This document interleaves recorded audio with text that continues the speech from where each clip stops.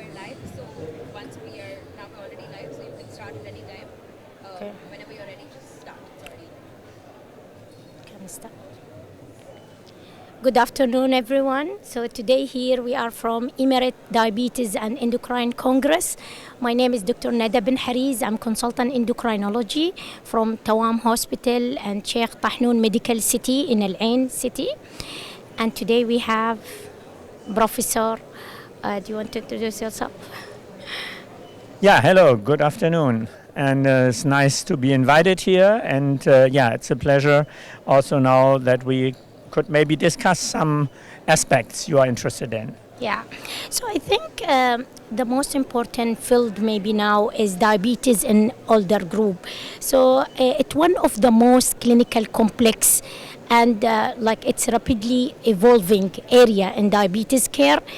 So I think that's put us or challenge us to think more rather than numbers, but patient safety and his quality of life. So in that aspect, maybe let me to start and ask, why should treatment goals change with age? Yeah, I think that's a very important question. How do we adjust goals with elderly populations?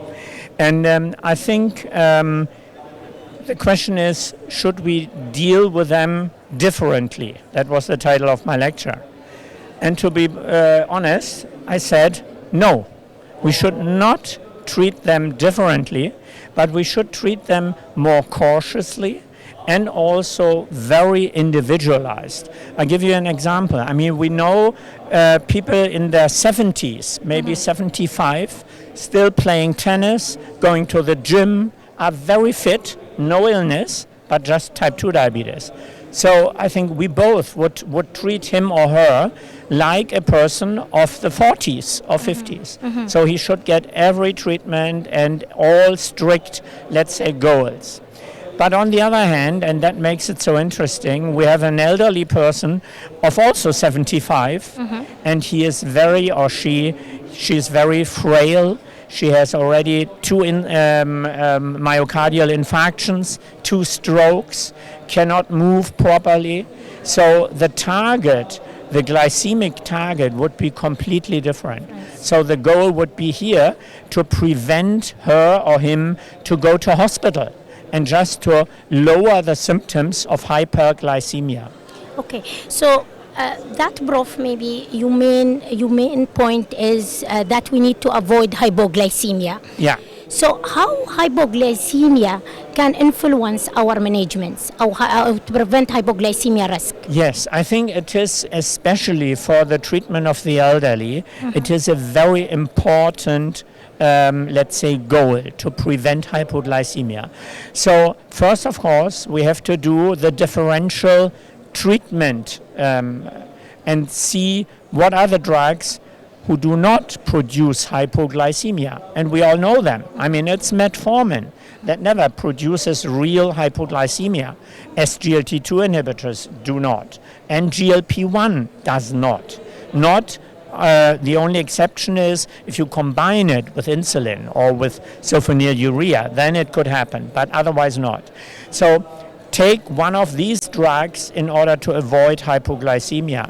And then it's also a matter of instruction to the patient. He or she should really adjust the diet to that goal.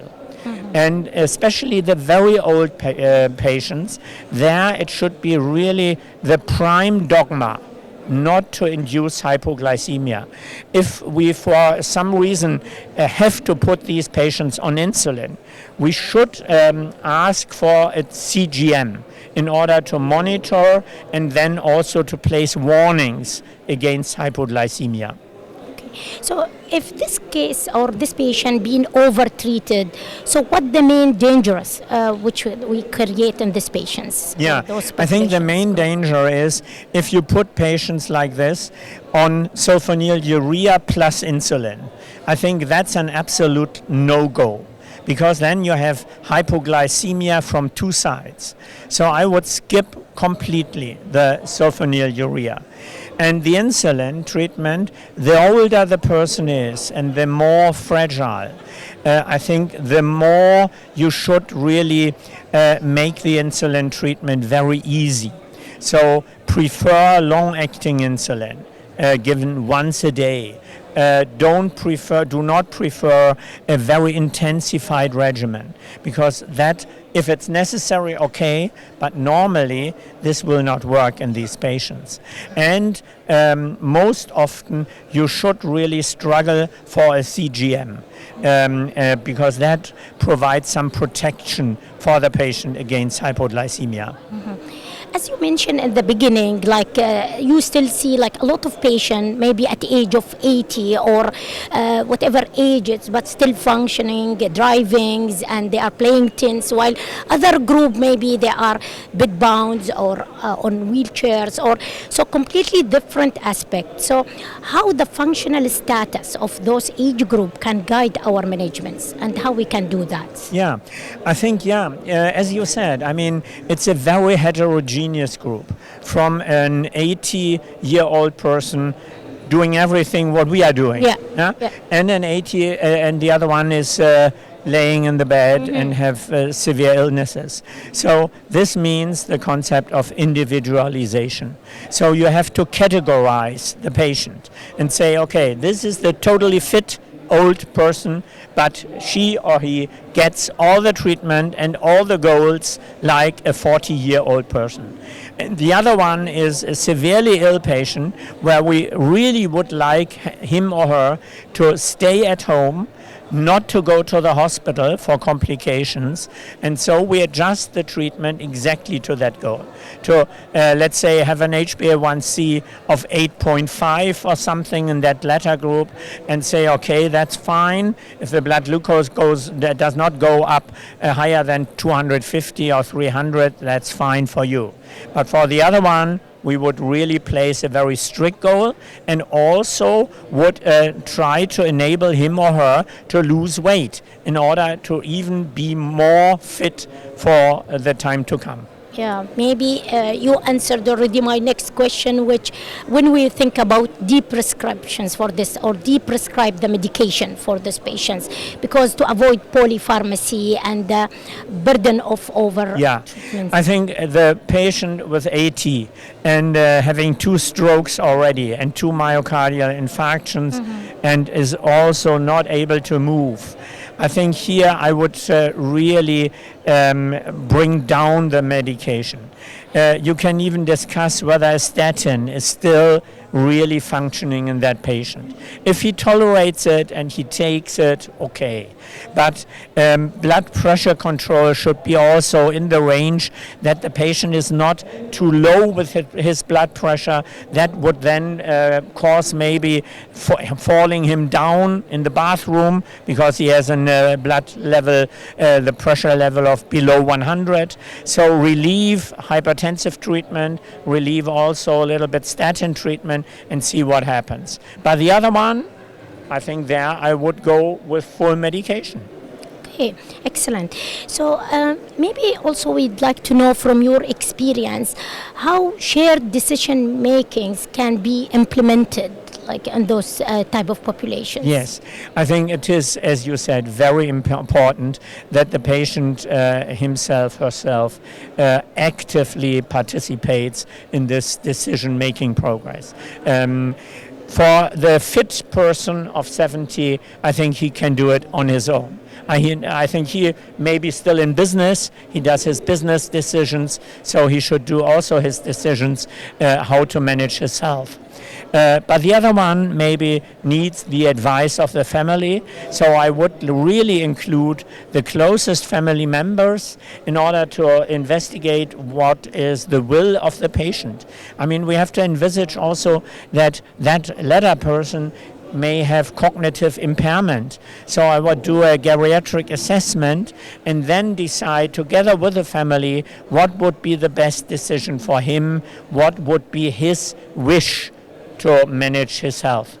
So I think it's mainly the role of caregiver to do more for this, in this aspect about the medications, and or what do you think, the role of caregiver themselves? on those type of I patients? think it should be a whole concept. Okay. Involving medication, whether polymedication is still manageable for the younger, more fitter person, or if it is very dangerous for the other one. And then, of course, diet is very important. In my lecture, I spoke about sarcopenia. That means that all of us, I mean, you are too young for that, but in my age, we are losing 1% of our muscle mass per year if we do not do something against it. And so, even for the very old person, it is crucial that she or her or he does some kind of resistance training. That means some kind of age-adjusted circle training, something that builds up muscles. And this concept has to come together with high-protein diet.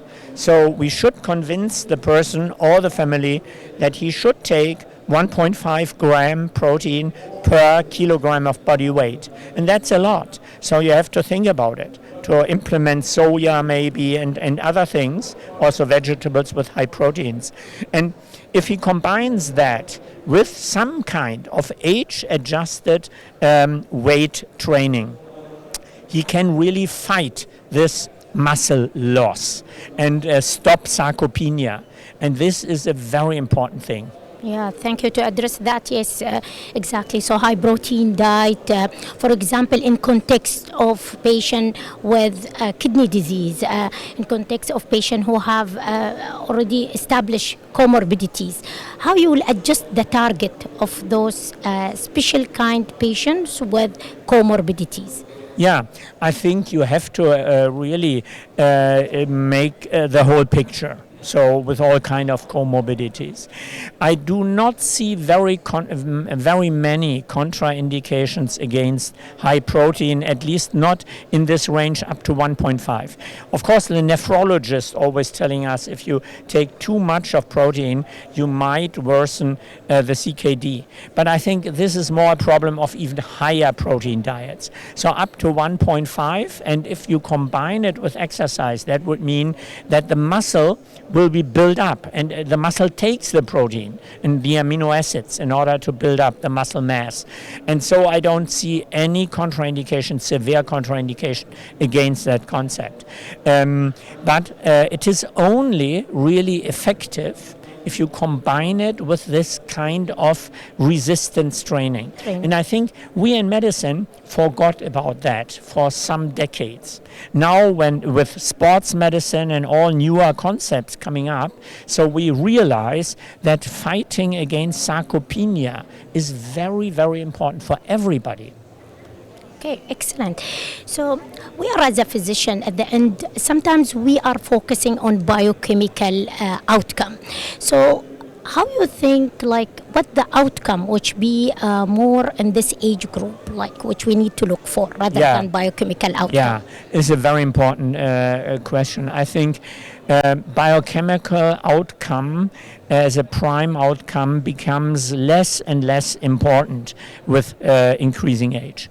I think quality of life is a prime parameter, so that the person who has a limited time of life expectancy should have the best possible quality of life. And that means mobility, means nutrition, not over nutrition, but also keeping the weight if it's normal, or maybe do a little bit of weight decrease, and keep the person mobile.